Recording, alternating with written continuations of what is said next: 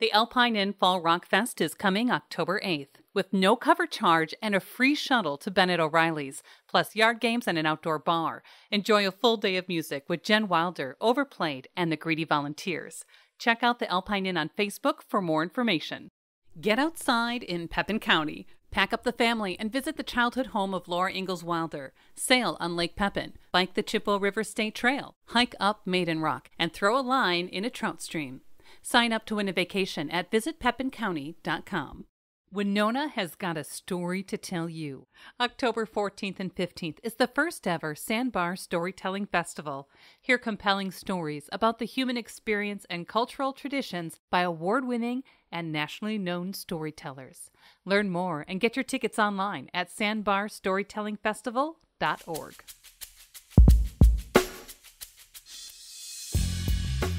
We talked with nationally known, award-winning storyteller Bill Lepp.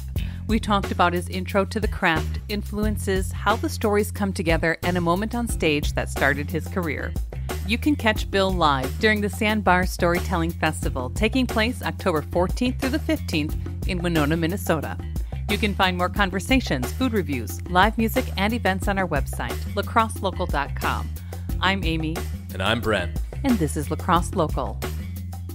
I was born in Half Dollar, West Virginia, and ever since I was, I think probably in about the fourth grade, I wanted to be a writer. And of course, what I found out very quickly was that when you want to be a writer, it can be very difficult to get anyone to read what you've written. And so I struggled with that till I was probably 20. And we have a contest here in West Virginia called the West Virginia Liars Contest. And my brother, Paul, he was 10 years older than I was. He had started doing that contest in about 1986. And I watched him do it for 3 years. And finally, I thought to myself, hey, you know what? I could do that. It's just sort of a tall tale telling contest. So I sat at my desk in my dorm room. I remember one cold February morning, I came up with a story and I wrote it down. And I went to the Liars Contest at the end of May and I told it and I won second place. And so I figured out after that, you know, I'd always wanted to be a writer. Couldn't get anyone to read what I'd written, wrote a story for the Liars Contest, told it out loud, figured out that people have to listen to you unless they can outrun you. So I started writing stories to tell out loud and wearing running shoes. And that's how I got to where I am today. Just kind of looking at your work over the past couple of days and just, you know, talking to you now, I imagine some comedians kind of influence your work, but also writers as well. I mean, it seems like you're kind of like you're bridging genres in your storytelling. Is there people that kind of influenced you growing up? Yeah, absolutely. I mean, Alice's Restaurant, the first time I heard that by Arlo Guthrie, had a tremendous impact on me. And I mean, it's a song, but it's also, there's a lot of storytelling going on there. Bob Newhart's old sort of monologue stand-up bits had a lot to do with the way I deliver what I deliver and talk about what I talk about. And then, unfortunately, there's some comedians we can't respect anymore because it turns out they weren't good people, but they still had a big influence on me back then before we knew. And then people like Mark Twain, obviously, Mark Twain, a lot of his writing, especially his autobiographical stuff, Life on the River, that's not what it's called, but you know what I'm talking about. Yeah. And Roughing It and Innocents Abroad, those three sort of autobiographical books have an awful lot of tall tales in them. And you don't really notice it until you're 3 or 4 pages in. And then you're like, oh my gosh, the guy's been fooling me the whole time. I'm not going to fall for that again. And then, you know, 8 pages later, you're like, daggone it, he did it to me again. So a lot of what Mark Twain did in his writing, I applied to what I do in my storytelling. And then I don't know who else. The movie Raising Arizona, the Coen brothers, your very own Minnesota Coen brothers, what they do visually and the stories that they tell in their movies, you know what? First time I ever saw Raising Arizona, which I think is the greatest comedy ever made. I wanted to create characters like H.I. McDonough and Ed McDonough. You know, I just thought that was a fantastic way to tell stories through people like them. You talk about being a storyteller, you know, writer, author. Do you usually write the stories first and kind of adapt to the stage, or is it kind of the other way around? You know, performance kind of become written down, or how does that work for you? Almost every story I tell, I've written out before I've told it on stage. And that can be a process. Sometimes that takes a week. Sometimes that takes several years to get a story from the original idea through the written process. And then it's another, depending on how often I get to tell it, another probably 6 months to a year telling it orally on stage before it really comes together solidly in its oral format. So what's happening there is I'm editing out a lot of what I wrote and then substituting in new things that I'm saying sort of spur of the moment or ad-libbing that I never thought of in the writing process, but that really work well in the oral process. And then I never write those down. Anything that gets added to the story once I start telling it on stage, unless I go back to write the story down to publish it or something, none of that ever gets written down. I just have to keep that in my brain. And what's interesting, I just finished this story. I hate saying things like this, but it took me 7 years to write this story about the Yosemite Falls Trail at Yosemite National Park. And what took so long is a really steep and difficult trail. And it took me years and years and years to figure out how to describe the trail.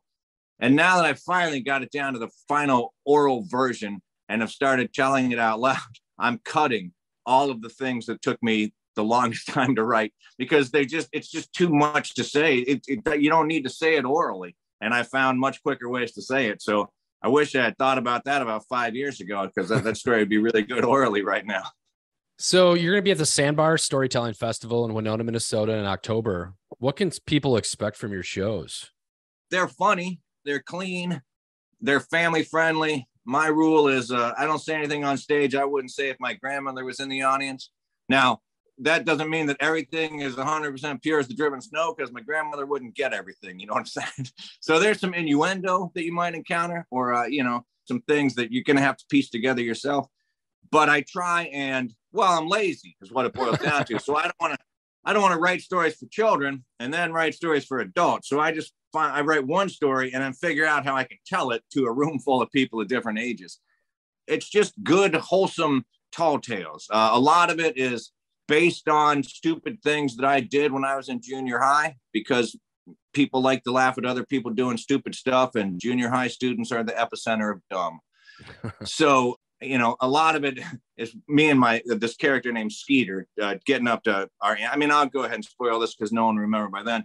One of my stories, for example, me and my buddy Skeeter, the day before buck season or the night of buck season, we dress up like deer and we take a mannequin and dress him in hunter's orange, and we tie him to the hood of our pickup truck and we drive around town like it's people season, and we got one. So that's sort of the standard, if I had to pick 3 sentences to describe what my stories are like, that's kind of where they go. Yeah. I think that's a good description of what to expect. You kind of reference that early instance of telling stories. Was there a moment that kind of, I guess like a pinnacle in your life where you were, a story or an experience that you had that kind of sent you on your way to doing these like ongoing traveling to do these, you're nationally known. Was there a moment that kind of kicked you off? Yeah, I spent 8 years just doing storytelling, primarily in West Virginia. I would do the Liars contest every year. I was in the Liars contest, I think, for 8 years in a row. And I ended up winning it 5 times. The other times I placed, but I didn't win. But I didn't know that there was any other storytelling out there. This was before the internet, believe it or not. And so I didn't know that you could be a professional storyteller. I didn't know that there anyone that called themselves that. I would make $100 at the Liars contest if I won, and somebody might invite me to do a church spaghetti dinner and give me $50. And I was working some other jobs, and I thought, I got this little side hustle going on. I'm really cleaning up with this $50 every 3 months. And then in 1998, the West Virginia Storytellers Guild had a little festival here in West Virginia, and they invited a guy named Ed Stivender, who was the very first professional full-time storyteller that I had ever met. And when I saw Ed, I was just blown away by what Ed did. Even more fortunately, Ed was impressed with what I was doing. So he gave my name to the people at the National Storytelling Festival in Jonesboro, Tennessee. And they have an event. So the first full weekend in October, 15,000 people come to Jonesboro, Tennessee to sit in tents, 2,000 person tents, to watch 20 storytellers for the whole weekend long. Wow. It's sort of the Broadway of storytelling. And they have one event called the Exchange Place, where they get 6 tellers from around the country who are, sort of seem like they're good enough maybe, but don't have enough recognition. There's just one event. There's 2,000 people in the audience for this one event, and these 6 storytellers get up and do a 15-minute spot. And I had no idea, because I just don't pay attention to things. I had no idea that this was maybe the biggest moment in my career. So I got up and I told a story that I thought would be really good for that audience. And it still ranks, 22 years later, among one of the greatest 15 minutes I've ever spent on stage. That story hit the audience exactly perfect. And the audience was with me the whole way. And within a year of that, I was pretty much quitting my other jobs and becoming a full-time storyteller. So that was a big moment, doing the Exchange Place the National Festival. Sure, you're affected by, even the beginning stages of COVID when that happened, being someone who tours quite a bit. What was that like, kind of having that kind of maybe pulled out from? I've described it as a mid-career retirement. We were sitting, me and 2 or 3 other storytellers, were sitting in the lobby of a hotel in, where were we? Doesn't really matter. Somewhere in Georgia. And it was March of 2020, I guess. And, we said, I wonder if this is going to close everything down for a while. I remember having that conversation, and then didn't see those people for 2 years. I didn't like it. I just want to go on the record and saying I didn't like COVID. It was difficult for me. A lot of people worked really hard to get storytellers and comedians and other people on Zoom or other social, media platforms. God bless the people that created Zoom, but they did not have comedy in mind when they invented it. There's a 3 or 4 second lag. You can't hear your audience. You can't see your audience. So much of comedy depends on being able to read if your audience is enjoying what you're doing and to work with it and to pause for the jokes. And it's just, none of that is built into Zoom. So I found it very, very difficult. One of my children at the same time was not kicked out of college, but college kicked everybody home.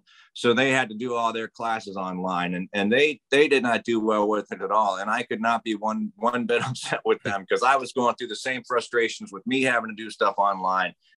So I found it absolutely miserable. One of the things was, a lot of festivals wanted us to record stories, send them in so we could still have the festival virtually, which again, I'm so happy for that.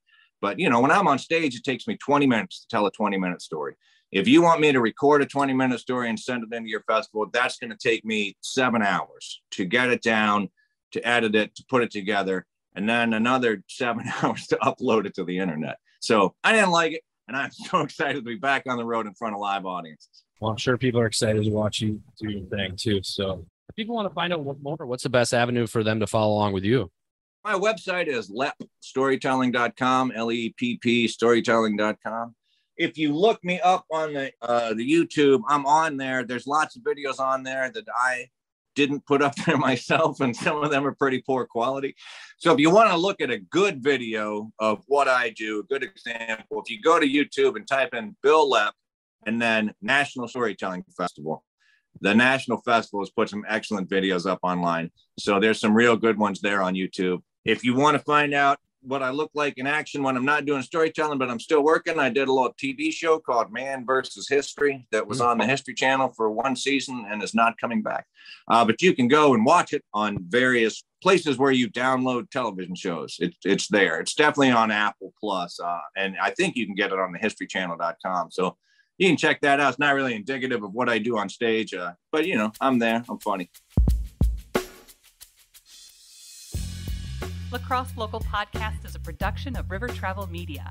Do you have an interview idea you'd like to share with us? Message us on Facebook at Lacrosse Local. Find out more about us at lacrosselocal.com, and you can subscribe to the Lacrosse Local Podcast on your favorite podcast app. If you like us, rate us 5 stars. We appreciate it.